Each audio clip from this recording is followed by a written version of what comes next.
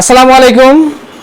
এক্সপ্লো news YouTube চ্যানেলে এবং আলহামদুলিল্লাহ পেজের সাথে দেশ এবং দেশের বাইরে থেকে যে সকল ভাই এবং বোনেরা আমাদের সাথে যুক্ত আছেন, আশা করি আপনারা অনেক বেশি ভালো আছেন এবং যে অনেক বেশি আনন্দে আছেন।